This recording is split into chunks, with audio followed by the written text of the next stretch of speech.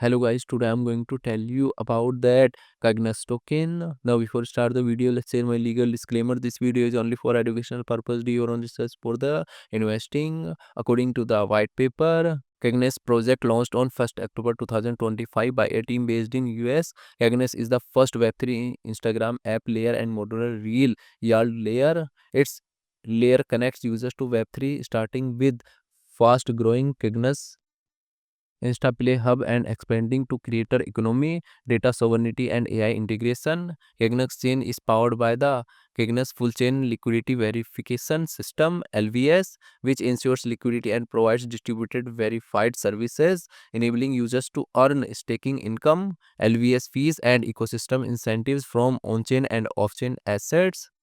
Cygnus token total supply is 10 billion and circulating supply is around 2.3 billion. CGN token CGN token is listed on Bitget, Gate.io, MEXA and other exchanges.